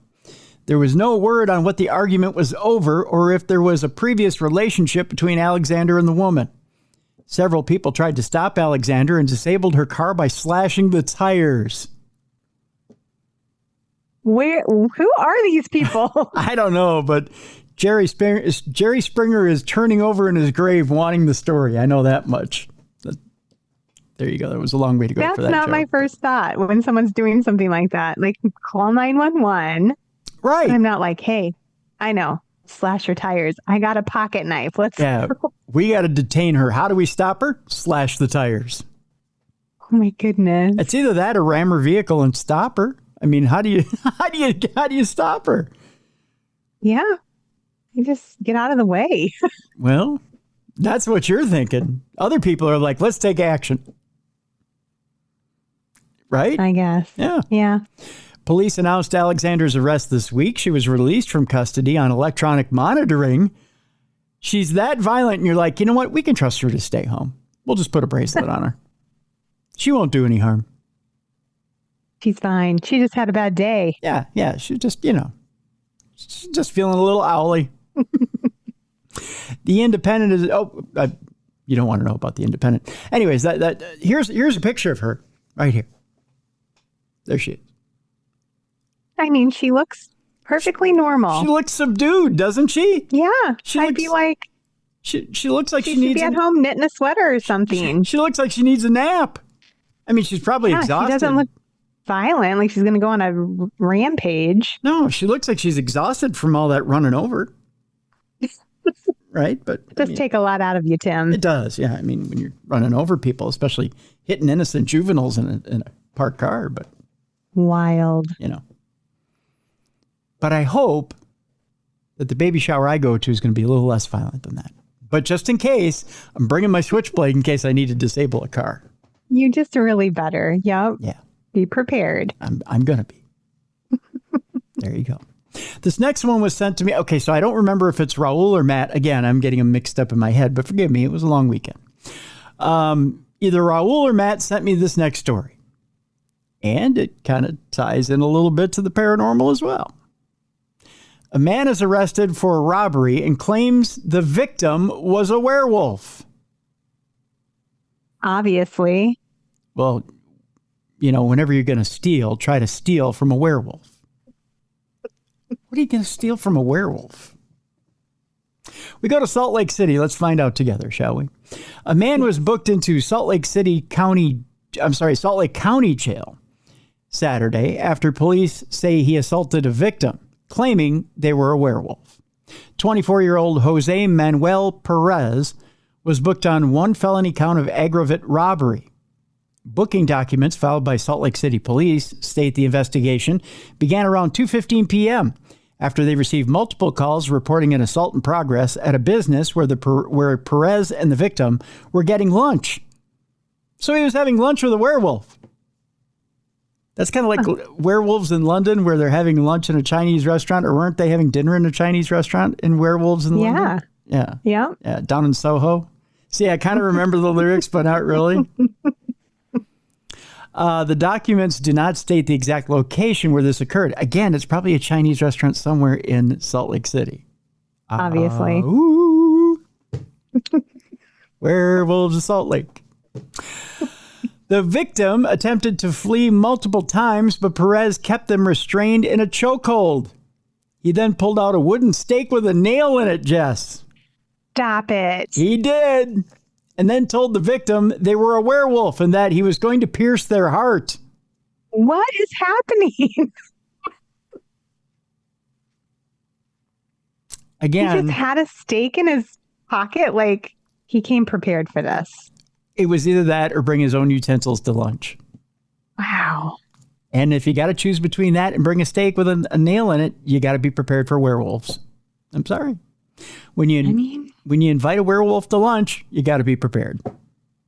Right? I guess. Yeah. Fortunately, the victim was able to escape, but Perez ran off with their backpack.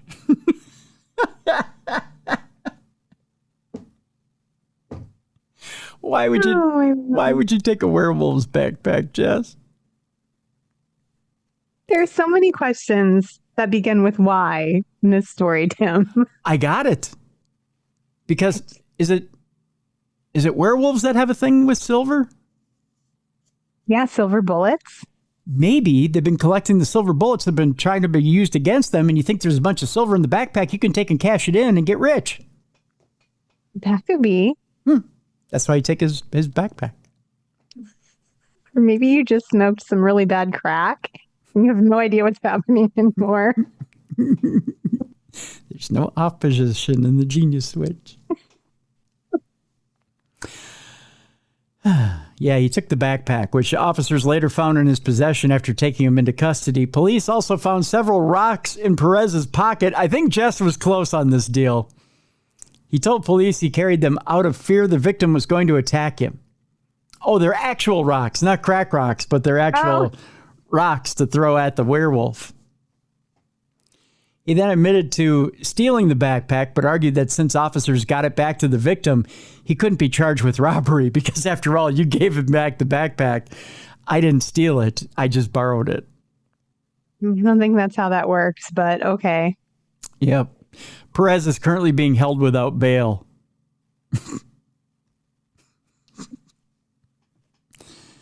Oh, it just keeps getting better. All right. This next story is a confusing one. You know, you've gotten those emails where there's a prince in Ghana who has a major fortune for you. All you have to do is just send him the money.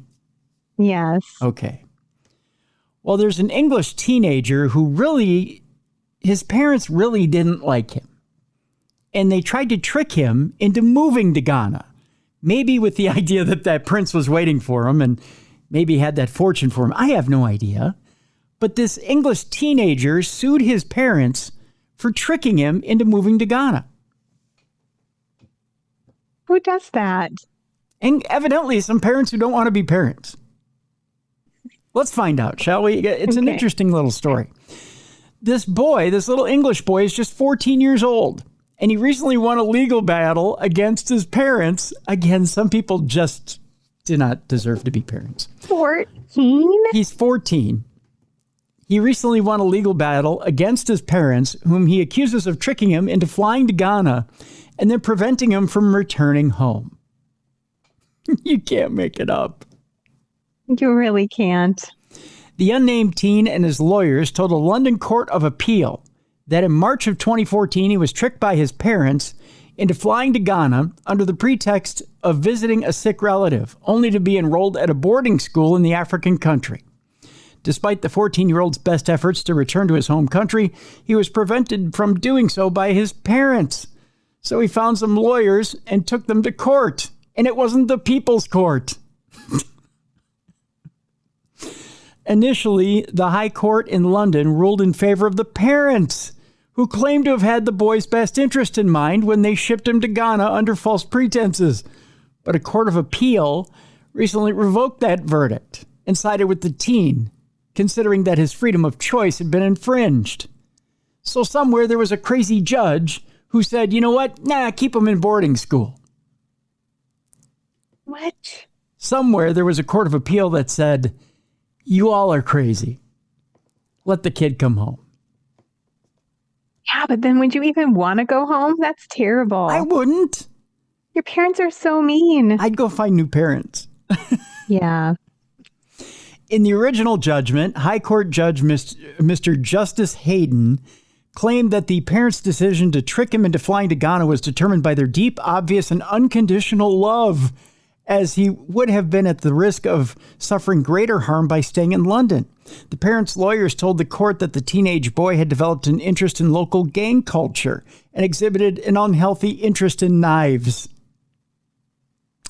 I don't know about that. Knives? Really? The parents found themselves in a wholly invidious decision. This is a quote. When they made the decision they made, the parents' lawyers told the court, Ghana provided a safe haven, separate from those who exposed him to risk. The least harmful option is for him to remain in Ghana. Really? In Ghana? Of all places? I mean, I don't know anything about Ghana, so I can't say if that's a good place or a bad place to be.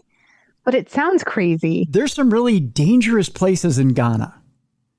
I think that's pretty third world, right? Yeah, it's not. Yeah, that's not the safest place to be sending him.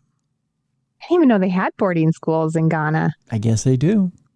In light of the evidence regarding the boy's miserable condition in Ghana, the London Court of Appeal recently overturned the original verdict. He reportedly told the court that he felt like he was living in hell, could barely understand what was going on at the African boarding school, and was mocked by his peers there.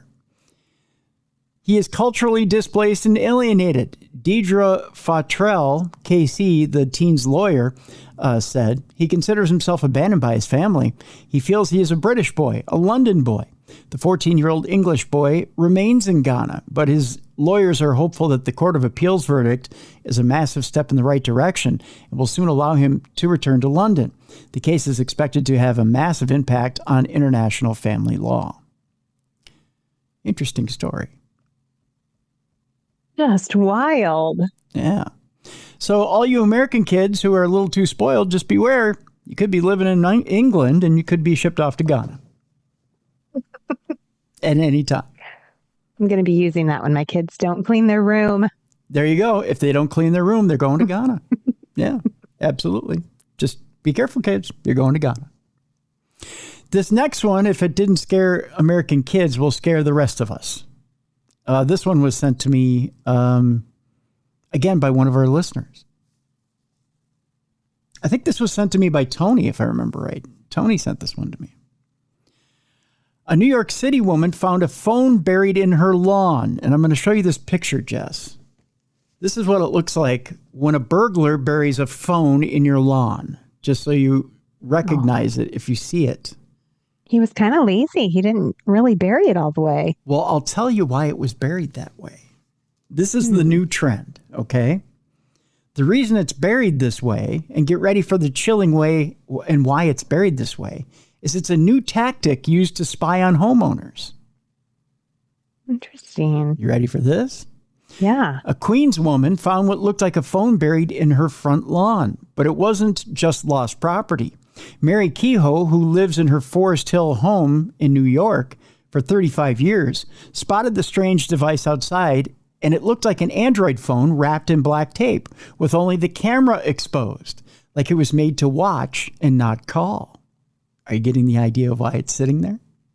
Mm-hmm. Okay. Tricky. Yeah.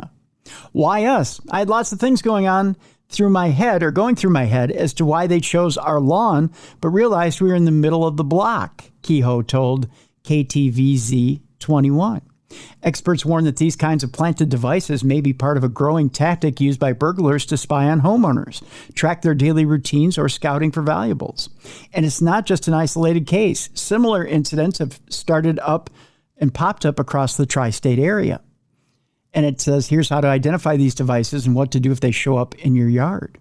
Discovering a hidden device on your lawn isn't just unsettling, it's a serious breach of privacy, and unfortunately, it's happening more often. Police say covert surveillance cases just like this are turning up across the country, including in California, Massachusetts, New Jersey, and even quiet neighborhoods like Scarsdale, New York. And the tools being used aren't high-tech spy gadgets. It could be any type of camera that is digital and wireless. It could be cheap. It could be expensive. Sergeant Vahi Abrahamian of the Glendale Police Department told the Los Angeles Times, you can go to Amazon or you can go to Best Buy to get one. That's exactly what happened in Garden Grove, where a resident discovered a camera hidden in a neighbor's bush, aimed directly at her home. According to KTLA, the neighbor initially thought it was trash, but inside the bag was a camera and a battery pack. With these surveillance tactics on the rise, there are steps you can take to protect yourself and your neighborhood. Put your alarms on, put lights on, and be aware. And we're a nice little block here that we look out for one another. So when people do go away, they let us know.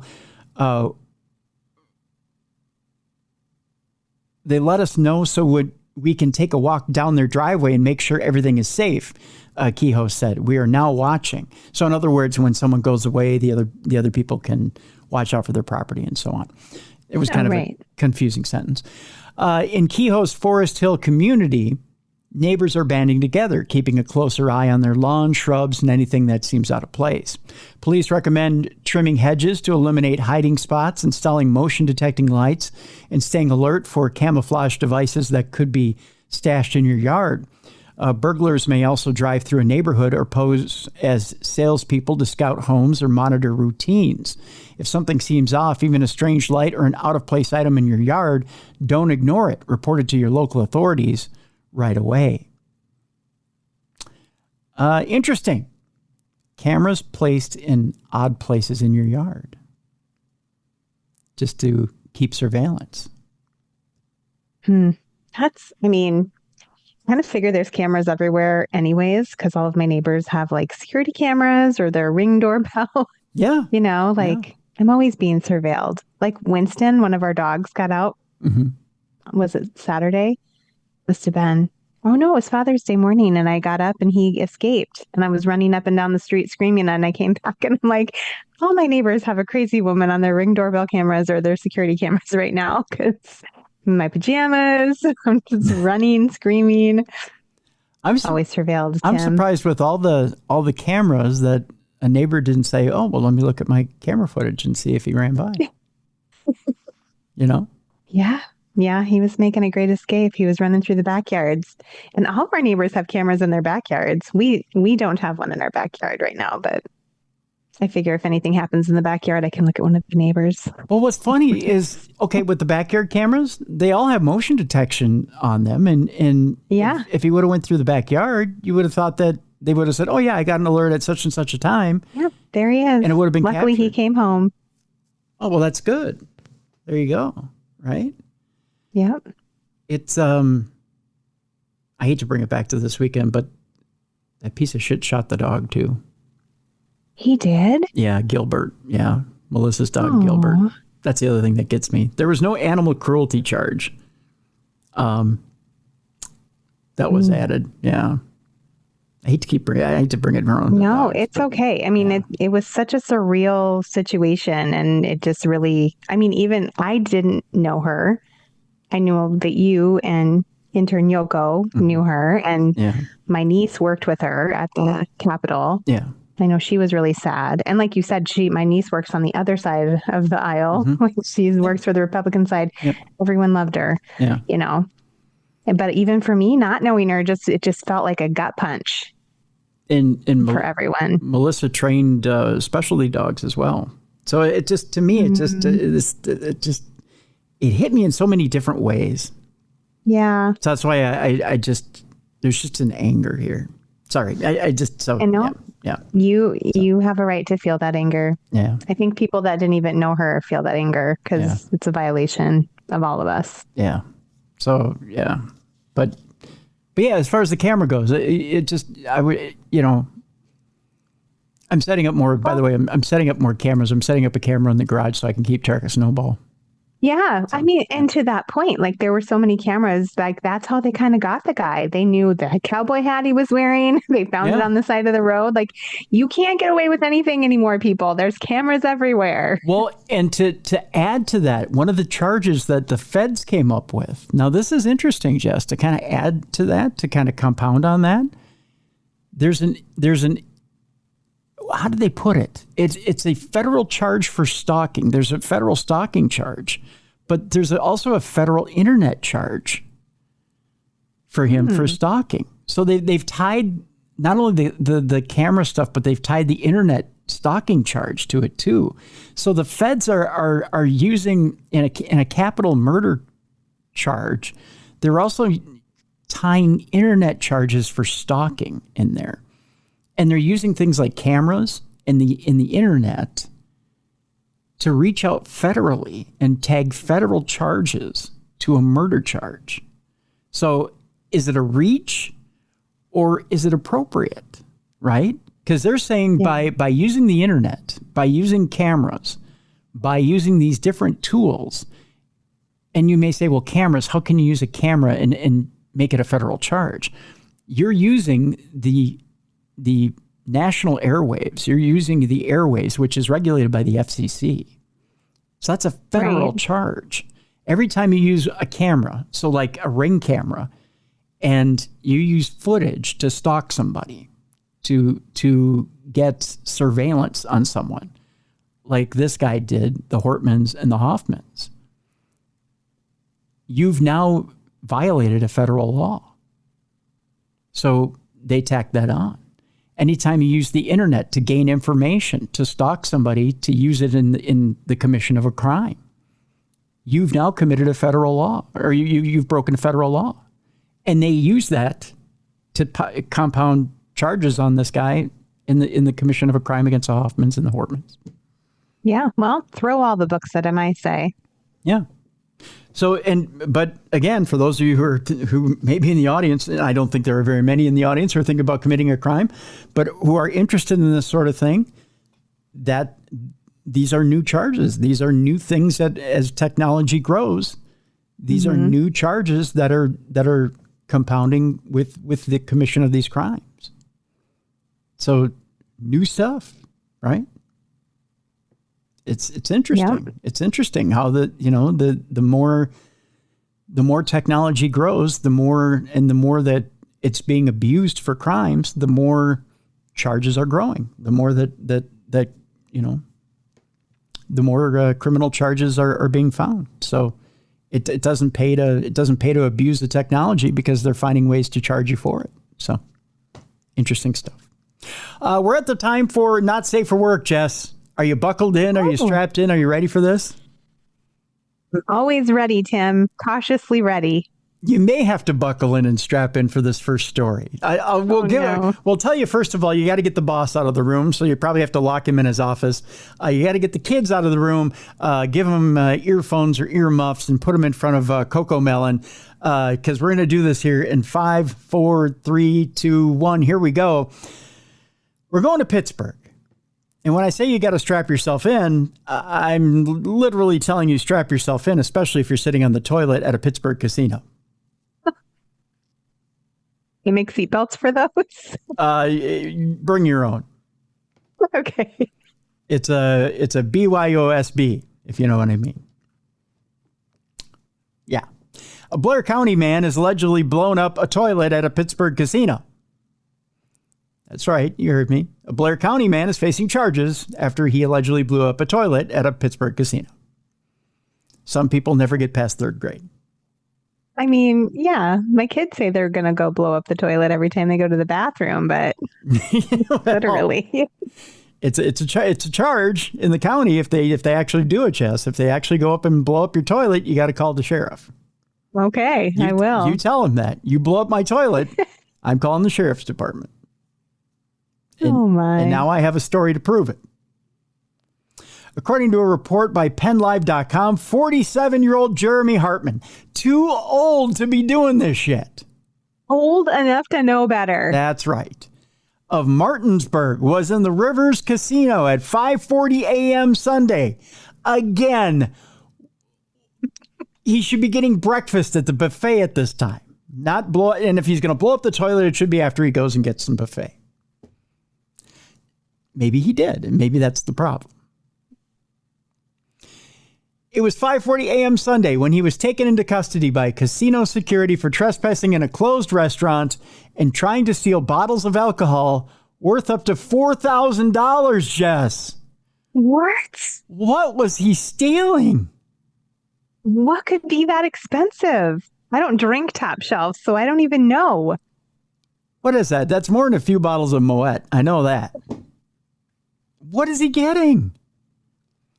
As officers were taking him to a secure area, he asked to use the restroom and was given permission to use an employee restroom. That's your first mistake. Don't take him to the employee restroom. No. Hartman is accused of lighting a commercial-grade firework and putting it in the toilet. The resulting explosion injured a casino employee who was in the restroom, police reported. Oh, no. Oh, my gosh. And why does he just have a commercial-grade firework with him? Right? Who just walks around with one of those in their pocket? Who didn't frisk the guy when they arrested him? So many questions. Right. The worker, by the way, was treated for minor injuries. So while he was in blowing up the toilet, he got blown off the toilet. Oh my gosh. I can't even imagine. That would be so terrible. I know, right? You're in just there. Minding your own business, trying to do your business, and all of a sudden... He's dropping a deuce, probably playing on his phone, thinking, oh, I got, 10 minutes left in my break, but I'm going to take 20. I'm going to drain the time off the clock here. And all of a sudden, boom! And he's never going to poop right again. Nope. I'd be too afraid to use a bathroom. Right. But think of the workers' comp he's going to get off this deal. Oh, gosh. He's going to get lots of severance for this deal. Not severance. I mean, he's going to get workers' comp for this deal. He's going to come out covered in poop, and he's like, workers' comp? Well, in a bloody shitter. I mean, he's... Yeah. Ooh. What do you suppose that ambulance ride is like? It's gotta be... I would hope they would just give me something to knock me out. They're not. You got to stay alert because, you got to try to stem the bleeding. And they don't even give you anything for the pain. I don't want to think about this one. It's like literally making me uncomfortable. You're uncomfortable. Think of the poor guy who's riding to the hospital. Oh my goodness. So what were you doing? Oh, sitting around on my break. All of a sudden, hell came for me through the toilet. There's that. When police found Hartman's vehicle in the casino garage, they discovered more fireworks and called the bomb squad and a canine unit to conduct sweeps of the garage and casino. No additional explosives were discovered, according to police. Hartman was arraigned Sunday morning on 2 felony charges of arson, endangering persons, single felony charges of theft, receiving stolen property, and risking a catastrophe, and misdemeanor charges of recklessly endangering another person in criminal mischief. He was unable to post how much bail, Jess, on this whole deal. We'll play this game real quick. I'm so bad at this game. I feel like it needs to be a few $1,000s. Sure. So I'm gonna go with like $5,000 bail. Let's go a little higher. Okay, a little higher or a lot higher? A lot higher. Okay, more than 10,000. Yes, one more time. Okay, 30,000. You're close. Yeah. $25,000 bail. Okay. Yeah. Well, good. That's fair. Because I feel like sometimes, like people do terrible things and they're like $1,000 bond. Like, what? Yeah, no. You blew up somebody's bunghole. You need to pay a little bit of money here. I suppose everyone's like feeling that pain. Yeah. He was remanded to the Allegheny County Jail. His preliminary hearing was actually is set for today. So yeah. We don't have an update, however, on how that went down. We can tell you what did go down at a particular strip club in Clearwater. For our next story, we can tell you that there still was no sex in the champagne room. That's what's going down in Clearwater, Florida. We go to Clearwater, Florida, where cops say that a 21-year-old Saudi national called 911 over service denial. Yeah, evidently he thought he was getting a little bit more than what he bargained for when he went to the champagne room. Oh. He thought he was getting sex that he paid for? Yeah. Let me show you a picture of him right here. Here he is. Okay. Yep. Evidently, he didn't realize he was going to get a trip to another room when he called the police either. Let's find out what happened. Yeah, well, I'm going to complain about not getting my sexual service when I'm soliciting a prostitute. Like, that's illegal, no, buddy. They're dancers. They're not prostitutes. He was at a strip club. Well, I know, but if they're performing sex acts, then they're both, right? Well, but they don't do that stuff at the strip club, Jeff. Right. Yeah, right. Yeah. They're dancers. They're not, they're not ladies of the evening. Although this 21-year-old Saudi Arabian man didn't realize this. He called 911 early yesterday to complain that he paid $300 for a private room at a strip club and requested sex from a staff member, but was denied said acts. That according to a Florida police report. Okay. He thought, well, $300, we should get a little, in there, and it didn't happen. Oh, you just get a private dance. Yeah, you get a private dance, right? Investigators say that, I want to get this right, the name right. It is Sultan Al Nofi, called police around 1 a.m. on Sunday with his tale of woe regarding his evening at the Oz Gentlemen's Club in Clearwater. Poor Sultan. Al-Nofi told a police operator that the club security took $300 from him. Al-Nofi was still on the line when cops made contact with the perturbed patron. Al-Nofi told Deputy Chase Fales, yes, that's his name, Deputy Fales, F-A-I-L-S, Fales, that he paid an employee at the location $300 for sex. However, he did not receive said services. That's a direct quote. I did not receive said services. That's very proper. Which prompted him to dial 911, seeking redress. Not undress, but redress. Strip club personnel told police that Al-Nofi obtained his private room and requested sex from a staff member, When that request was rebuffed, the defendant called 911 for assistance. El Nofi was intoxicated, smelled of booze, and was slurring his words when questioned by police, and apparently was unfamiliar with Chris Rock's Champagne Room Reflections. You ever heard that song before?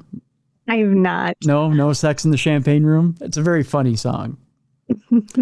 Arrested for misuse of the 911 system, a misdemeanor, which, yes, you can get arrested for that. El Nofi was booked into the county jail. He was released from custody last night after his $500 cash bail was posted by a man who works as an instructor at a Miami area flight school. Well, that doesn't make us nervous. 911, anybody? Oh, my. Court and jail records do not list El Nofi's occupation or whether he's a student. El Nofi turned 21 a week before visiting the magical land of Oz. So there you go. Oh, what a dummy. Yes, Sultan, there is no sex in the champagne room. We all know that. Go look it up on YouTube, Sultan. He knows it now. Yep, that's right. Are you a big fan of Spam and Vienna sausages, Jess? No and no. Okay, well, you definitely won't be after this story. You'll think twice before shopping at Sam's Club for the Spam and the Vienna sausages. And if you are out there in Radio Land, you won't be after this story, especially when you're rolling your cart down the aisle at Sam's Club. If you're ready for this, Jess. Lay it on me. We're staying in Florida. I'm going to show you a picture of this Sam's Club member who looks like he could be Sammy Hagar's father. There he is right there. Okay. There he is. He kind of looks like he eats Spam and Vienna sausages straight out of the can. He looks like he just woke up from a nap. He does, yeah. It looks like he's probably had a good nap. A Sam's Club outlet had to destroy more than $10,500 worth of Spam and Vienna sausages.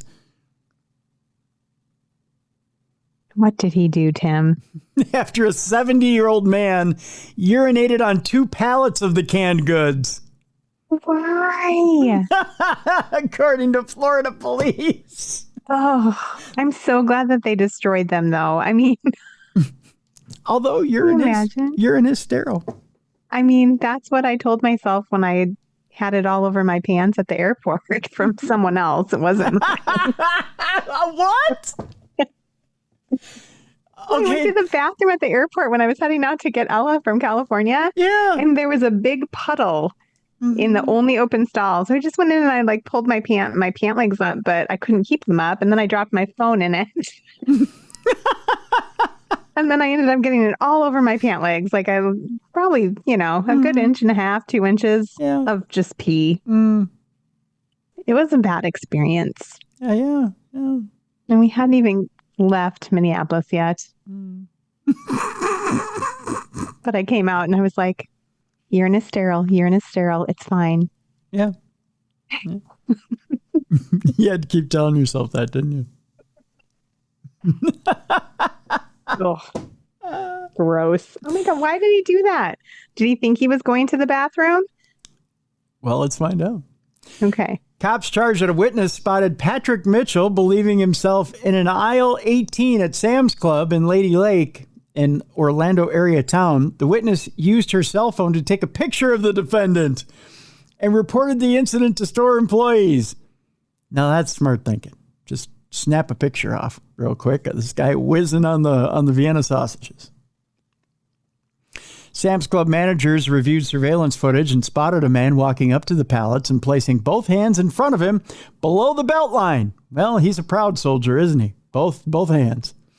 And stood there for several seconds, reported Detective Ronnie Williams. Behavior consistent with urination, as it was filed in the official report. Oh, my. Yeah. Upon inspecting the area, workers confirmed that there was urine on 2 pallets containing about 188 bulk units of Vienna sausages and 345 units of 8-count canned Spam Classic. That's official. The merchandise had been contaminated with bodily fluids, requiring them to be discarded. The affidavit noted the combined value of the products was $10,584.54, according to cops. Investigators charged that after Mitchell urinated on the canned goods, he was recorded strolling around the snack section and sitting on patio furniture for about 10 minutes. He then, Jess, walked to register number 2 and paid for his items and left the store. He was very laissez-faire about the entire deal. It was just like another day. Oh, yeah. Big deal. We just go to Sam's Club. We get a few samples. We get a few items. We take a whiz on the Vienna sausages, and then we head out.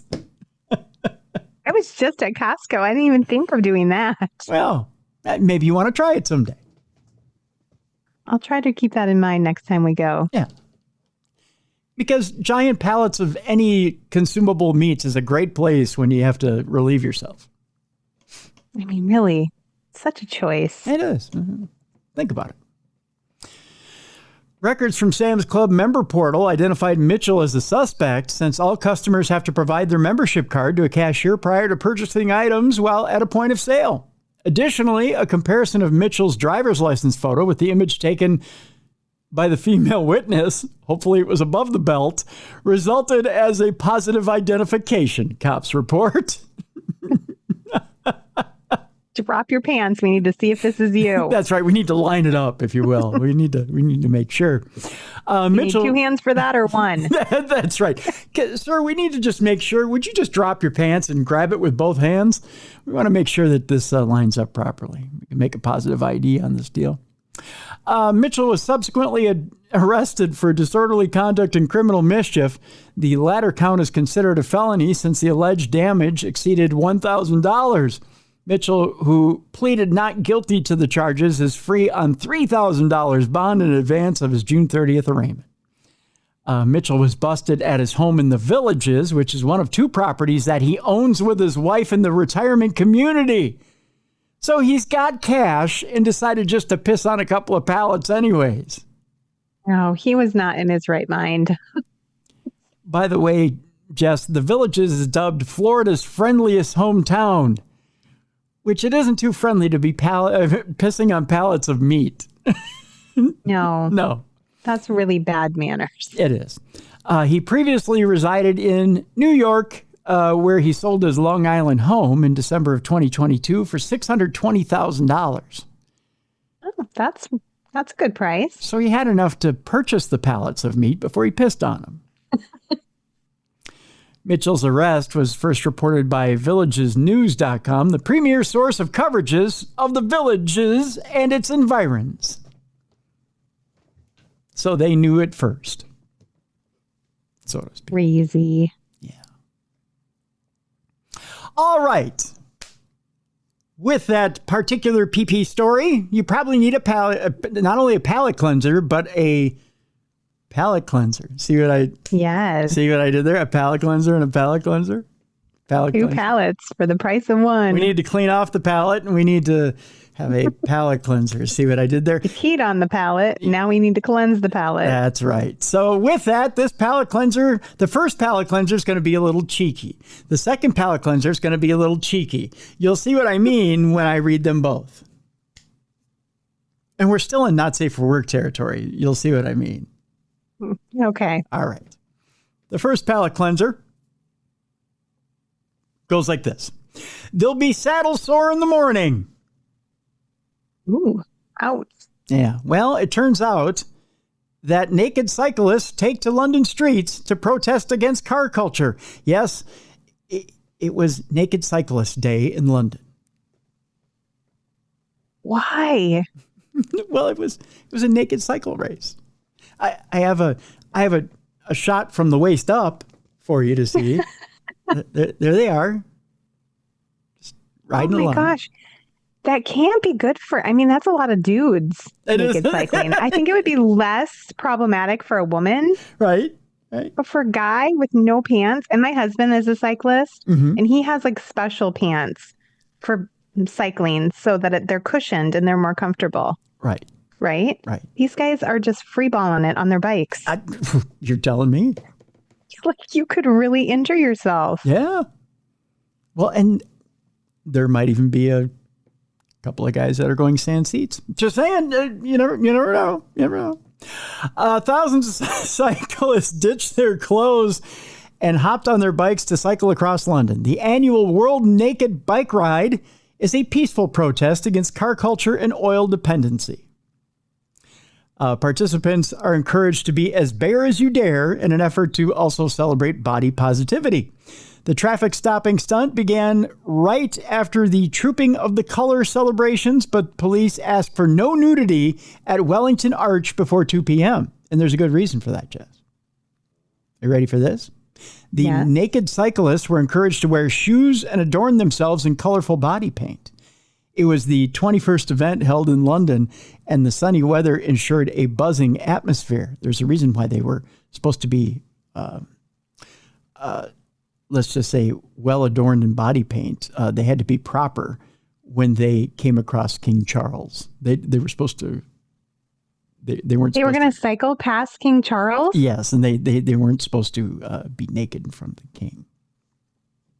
What the heck? You can't be naked in front of your king. No, he doesn't want to see that. He's a proper gentleman. That's right.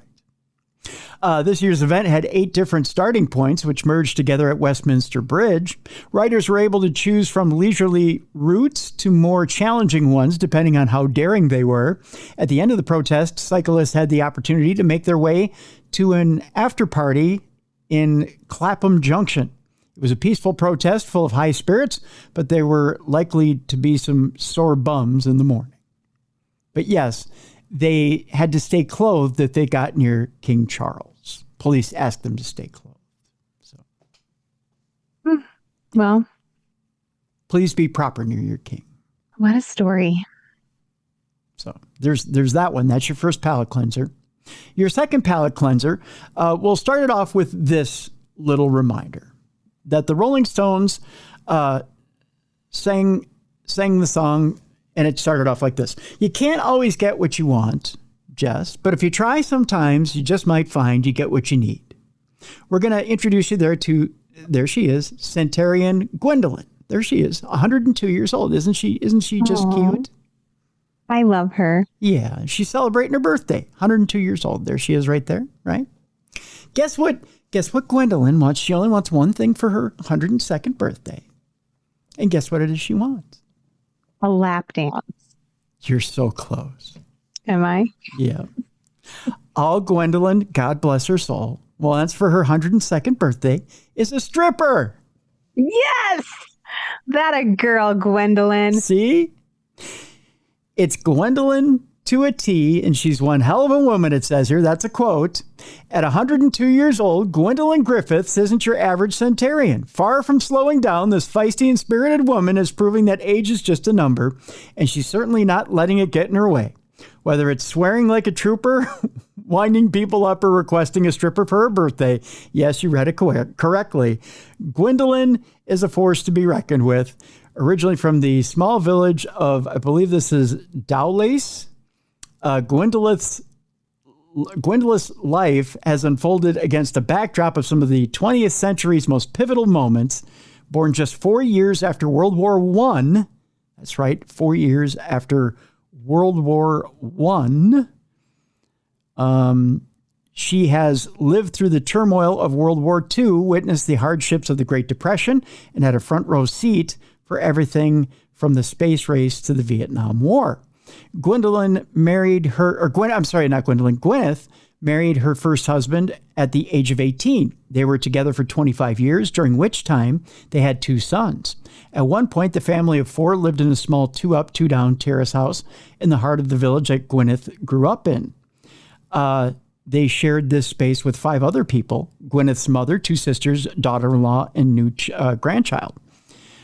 Peter, Gwyneth's youngest son, described the community as fantastic, but admitted that the house became unfit to live in. Eventually, Gwyneth and her family, along with most of the street, were relocated to the Gurnos estate. This came with a delightful surprise: an indoor toilet, which nobody blew up, thank God. My granny, bless her, thought it was disgusting. Peter laughs. Things were so different back then. When asked what his mother was like growing up, Peter shared that She was very quiet, mild-mannered. She wouldn't say boo to a goose, he said. She always gave me a row about how much I swore. She wouldn't even say the word bloody. It is hard to reconcile this reserved woman with the vibrant, cheeky Gwyneth we know today. After her marriage ended, Gwyneth remarried and moved to Swansea, where she still resides to this day. For the last few years, she's lived in Hawthorne Court Care Home in Sketty, where she's become a much-loved resident. The staff there affectionately call her the queen of the home, citing her mischievous sense of humor and feisty personality. Her son attributes the change of characteristics to dementia, believe it or not, which likely developed nearly 7 years ago. Though she has never officially been diagnosed, it's clear to anyone who knows her that something has shifted. It's funny to see the changes, Peter said. As I said, she wouldn't say bloody growing up, but now you can't get anything out of her that doesn't start with effing this or effing that. However, it's not just the language that's changed. Gwyneth has also developed an appetite for fun and boldness that might surprise those who remember her quieter days. When the manager of Hawthorne, Terry, was asked about Gwyneth's behavior at the care home, she couldn't help but laugh. Well, for her birthday, she asked for a stripper, she said. Terry went on to explain that each of Hawthorne's 22 residents have been invited to make a wish on the care home's wishing tree. Some asked to go to the Liberty Stadium to watch the football, but Gwyneth's request was a little more unusual. She said, "It's my birthday coming up, so I'd like a stripper." Understandably, the staff decided to compromise, arranging a butler in the buff to make an appearance instead. I can't say I was surprised, Terry chuckled. It's Gwyneth to a T. She's one hell of a woman. By the way, this was her butler in the buff.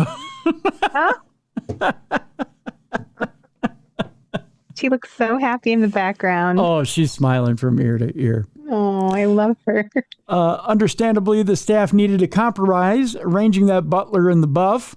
Peter said he couldn't believe it when he heard the news, shaking his head, and he admitted, when I spoke to her about it, she told me, I hope I get a cheeky pinch of his bum. When it comes to Gwyneth's personality, there's another character that has become a central part of her story in the care home, Dr. John. Terry shared that every Sunday, Gwyneth marries Dr. John, an imaginary figure who has taken on a very real role in her world. Dr. John is a police doctor, said Peter, bewildered. We don't know where he came from. She's convinced he's real. I've never met him, but my son, who's a police officer himself, knows all about him. The wedding itself has become a weekly tradition at Hawthorne. Every Saturday, she's got to have her hair done ready for the wedding, and she invites us all, Terry said. She even wears a tiara for it. She's a darling. It's this unrelenting zest for life that defines Gwyneth, even as the years have stacked up. In the face of dementia, health scares, and the challenges with getting older, she continues to keep going, often in ways that no one expects. One example of this is the 5 heart attacks that she's experienced, all within 24 hours. Yes. Around 5 years ago, I had a call from the hospital. She had 3 heart attacks alone in the ambulance, and it didn't look good. We were going on holidays that night. I went up in the afternoon. Then when we were told to leave at midnight, my son went up then. They said that they didn't know what to do because of her age. If they didn't do anything, she would die. If they operate, she could die. I said, you got to do what you got to do.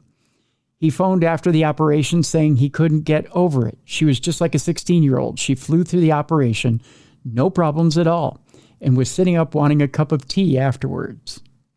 Oh, God bless her. It's not just her resilience that stands out. It's the sheer will to keep going.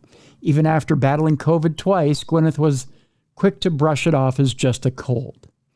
We call her the Duracell Bunny, Peter laughed. She's just unbelievable. Maybe it's because she just hasn't accepted that she's 102. When she turned 100, she was one of the first people to receive a letter from the king. She just looked at it and said, oh, tell this bastard I'm only 45, so stick the card up his arse.